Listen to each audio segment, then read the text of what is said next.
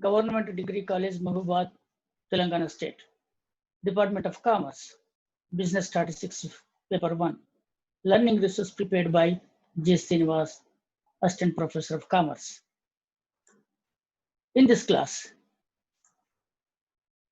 I'm going to explain statistical investigation. After the preliminaries discussed in the previous slides are given due consideration, the investigator is faced with one of the most difficult problems of obtaining or gathering the desired information or data. Utmost care must be exercised while collecting data because data constitute the foundation on which the superstructure of statistical analysis is built. The results obtained from the analysis are properly interpreted and policy decisions are taken. If the data are inaccurate and inadequate, the whole analysis may be faulty and the decisions taken misleading.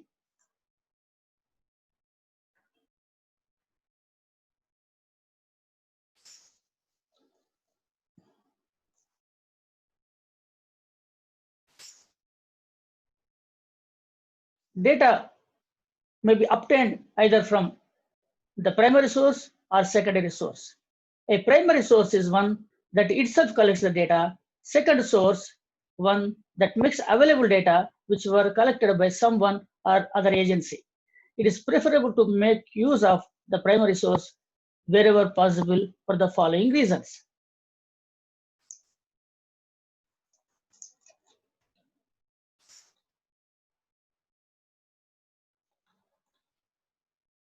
The secondary source may contain mistakes due to errors in transcription made when the figures were copied from the primary source. The primary source frequently includes definitions of terms and units used. The primary source often includes a copy of the schedule and a description of the procedure used in selecting the sample and in collecting the data.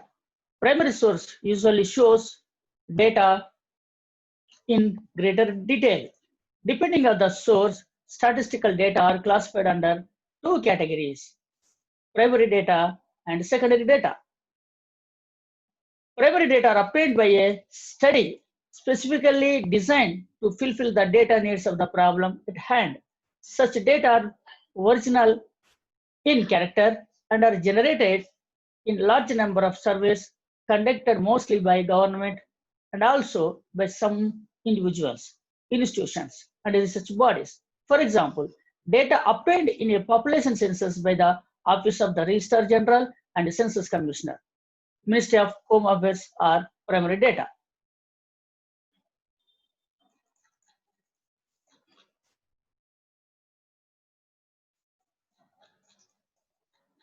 Now, let us discuss methods of collecting primary data. Primary data may be obtained by applying any of the following methods.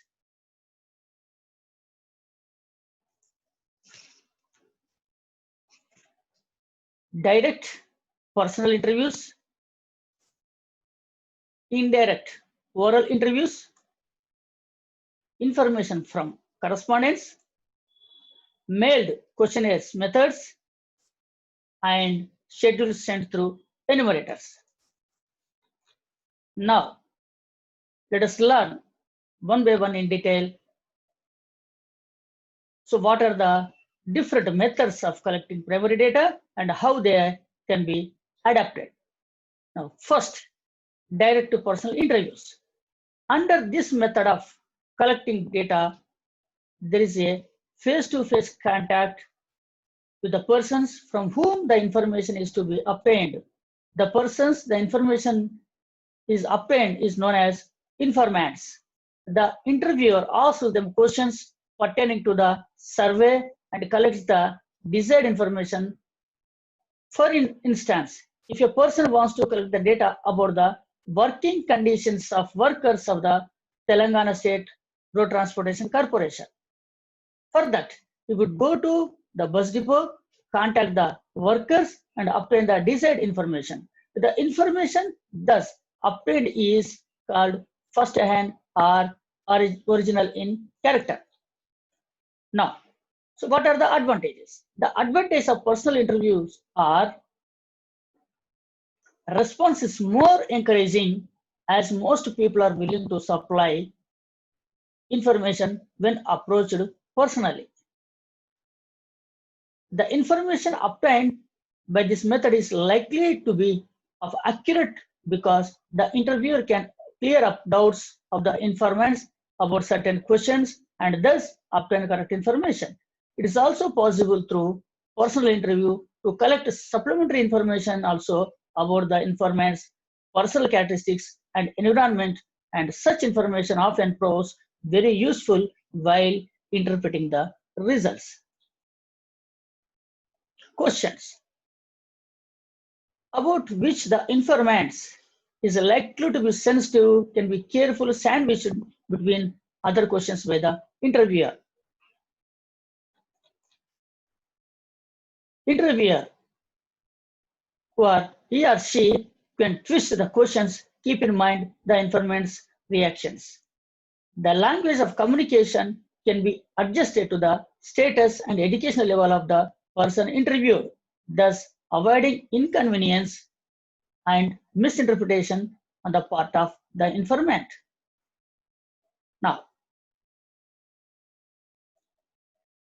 though they have advantages, now let us see important limitations of personal interview method. It may be very costly, where the number of persons to be interviewed is large and they are spread over a wide area. The chances of personal prejudice and bias are greater under this method as compared to other methods. The interviewers have to be thoroughly trained and supervised.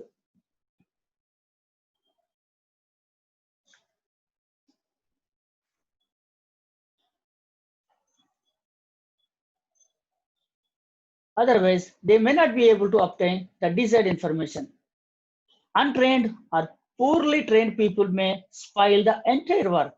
More time is required for collecting information by this method as compared to others methods. Though there are few limitations, this method is suitable for obtaining data. Then suitability. This method is suitable for intensive rather than extensive field surveys. Hence, it should be used only in those cases where intensive study of a limited field is desired. Now, let us see another method of collecting primary data is indirect oral interviews. Under this method of collecting data, the investigator contacts third parties called witnesses, capable of supplying the necessary information. The method is generally adapted in those cases where the information to be obtained is of a complex nature and the informants are not inclined to respond if approached directly. For example, in an inquiry regarding addiction to smoking, drugs, alcohol, etc., people may be reluctant to share information about their own habits. It would be necessary in that case to get the desired information from those dealing in drugs, liquors, or other people who may be knowing them. For example, their neighbors, friends, etc. Similarly, if a fire has broken out at a certain place, the cause of the fire may be traced by contacting persons living in the neighborhood of that area. In a similar manner, clues about thefts or murders are obtained by the police by interrogating third parties who are supposed to have knowledge about the case under investigation. Inquiry committees and commissions appointed by the government generally adopt this method to get people's views and all possible details of facts relating to the inquiry. This method is very popular in practice. However, the correctness of information obtained depends upon a number of factors such as the type of persons whose evidence is being recorded, if the people do not know the full facts of the problem under investigation, or if they are prejudiced, it will not be possible to arrive at correct conclusions. The ability of the interviewers to draw out the information from witnesses by means of appropriate questions and cross-examination. The honesty of interviewers who are collecting the information. It might happen that because of bribery, nepotism, or certain other reasons, those who are collecting that information give it such a twist that correct conclusions are not arrived at. For the success of this method, it is necessary that the evidence of one person alone is not relied upon. The views of a number of persons should be ascertained to find the real position. Utmost care must be exercised in the selection of these persons because it is on their views that the final conclusions are reached. Though this method has its own limitations, it is also suitable for obtaining certain data. This method is suitable in such cases where indirect sources of information are required to be tapped either because direct sources do not exist or cannot be relied upon or would be reluctant to part with the information. Now, let us see another method, that is information from correspondence. This is a popular method which we can observe daily in life. As per this method, the investigator appoints local agents or correspondents in different places to collect information. These correspondents collect and transfer the information to the central office where the data are processed. Newspaper agencies, media agencies generally adapt to this method. Correspondents in different places supply information relating to such events as natural disasters, accidents, riots, strikes, etc. to the head office. The correspondents may be paid or honorary persons, but generally they are paid. This method is also adopted by various departments of government in such cases where regular information is to be collected from a wide area. This method also suitable for in certain cases. As stated above, this method is generally adopted in those cases where the information is to be obtained at a regular intervals from a wide area. Example, newspaper reporters, media reporters, etc. are the best example for this method. Now, another method, that is mailed questionnaire method. Under this method, a list of questions called questionnaire pertaining to the survey is prepared and sent to the various informants by post or through mail. The questionnaire contains questions and provides space for answers. A request is made to the informants through a covering letter to fill up the questionnaire and send it back within a specified time. The major advantages of this method are this method of collecting data can be easily adapted where the field of investigation is very vast and the informants are spread over a wide geographical area. It is also relatively cheap and expeditious provided the informants respond in time. Though this method has its own advantages, there are certain limitations also we can observe. The major limitations of this method is there are some limitations associated with this method. This method can be adapted only where the informants are literate people so that they can understand the written questions and respond the answers in writing. It involves some uncertainty about the response. Cooperation on the part of informants may be difficult to presume.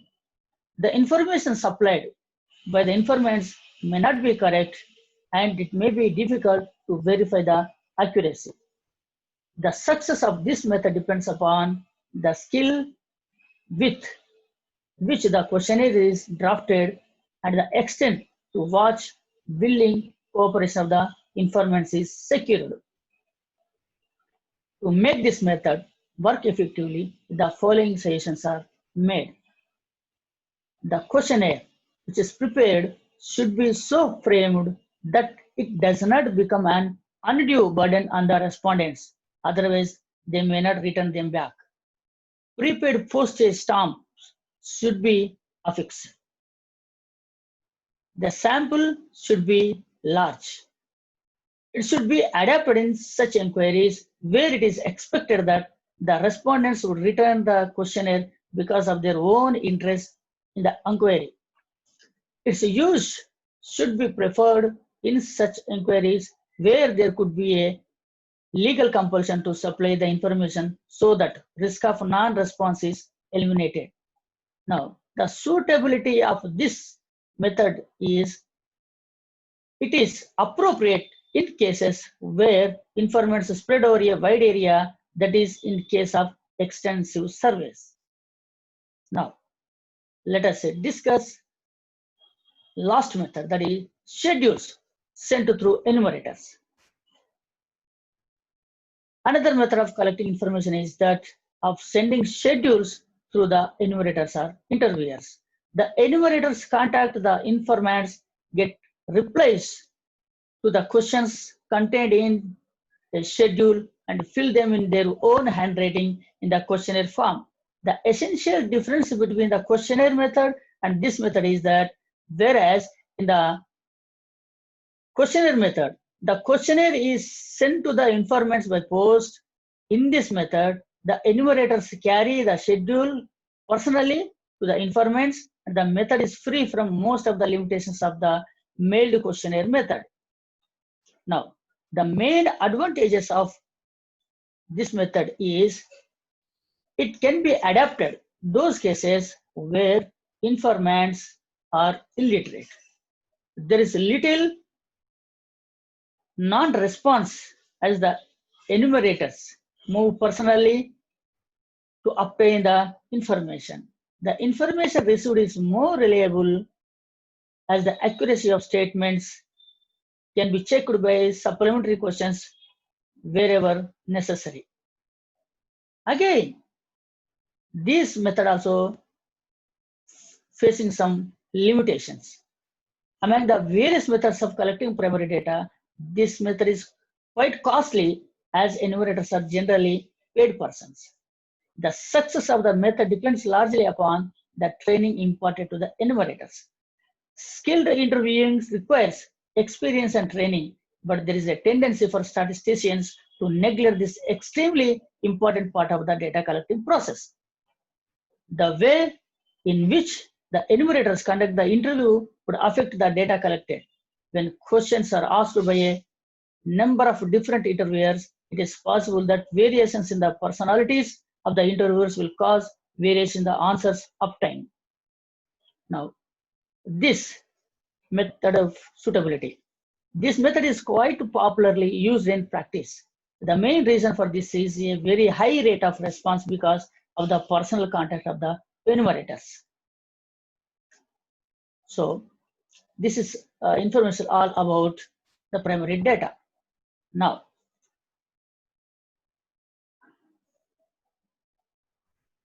let us see another method of collecting data that is called secondary data. Data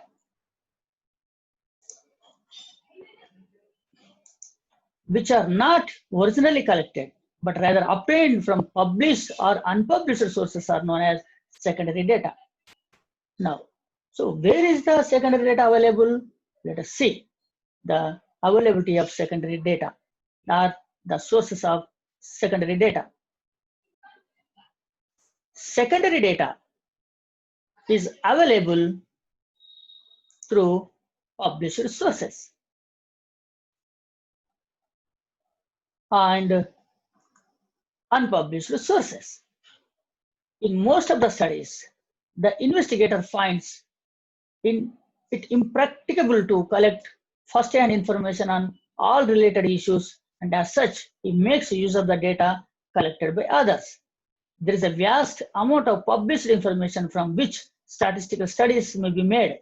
The sources of secondary data can be broadly classified into two heads. One is published data, the second one is unpublished data. Now let us see, so what are the sources of published data? The various sources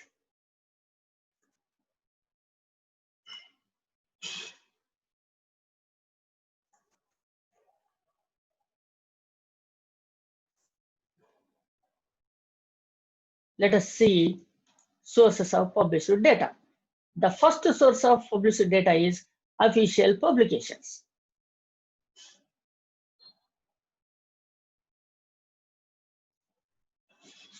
International bodies such as World Health Organization, World Bank, International Labour Organization, Statistical Office of the United Nations, International Monetary Fund, that is IMF, etc. are official publications.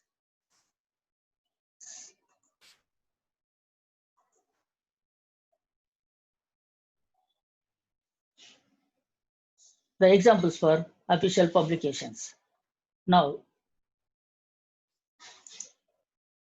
central and state governments such as abstracts of the Indian Union, Economic Survey, Government of India, Ministry of Finance, India, Publications Division, Ministry of Information and Broadcasting, Government of India are the official publications. And reports of the official committees which are appointed by the governments, that is central government or state government, and commissions. Such reports are available as official publications. Now let us see what are the semi-official publications of various local bodies. Semi-official publications of various local bodies such as Warangal Municipal Corporation and various district boards and local government appoint committees, etc. comes under semi-official publications. Now, the third one is publications of autonomous and private institutions such as trade and professional bodies. Trade and professional bodies. The example for trade and professional bodies are the Federation of Indian Chambers of Commerce and Industry. It is known as FICCI, the Institute of Chartered Accountants, that is ICA, the Institute of Foreign Trade. The prestigious journals of these institutes are respectively Economic Trends, the Chartered Accountant, Foreign Trade Review, etc. And the second publication of autonomous and private institutions such as financial and economic journals such as Indian Economic Review, Reserve Bank of India bulletins, Indian Finance Department's bulletins, etc. And annual reports of joint stock companies and corporations. For example of this annual report of joint stock companies, CIL, that is Coal India Limited, ONGC, Oil and Natural Gas Corporation. In public companies, Reliance Jio, Tata Group of Companies, etc.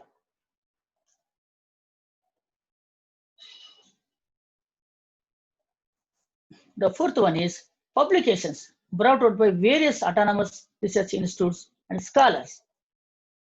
Publications brought out by various autonomous research institutes such as and scholars such as Institute of Economic Growth, National Council of Applied Economic Research, Institute of Politics and Economics, Pune, etc. And universities and research scholars also publish their research papers. So the research papers can be used as secondary data for our problem solving purpose. It should be noted that the publications mentioned above vary with regard to the periodicity of publication. Some are published at regular intervals, yearly, half-yearly, monthly, fortnightly, weekly, etc. Whereas others are ad hoc publications, that is, no regularity about the periodicity of publications. Whenever they feel need, they publish the information. So these are the sources of published data. And also we have another method of or another source of secondary data, that is unpublished sources. All statistical material is not always published. There are various sources of unpublished data, such as records maintained by various government and private offices, studies made by research institutions, scholars, etc. Such resources can be used wherever necessary. For example, the secret or criminal inquiry, reports of criminal inquiries is not published. This is unpublished information. Sometimes with the permission of the respective authority, we can make use of the data for our own purpose. Like this, the primary and the secondary data is obtained in this way.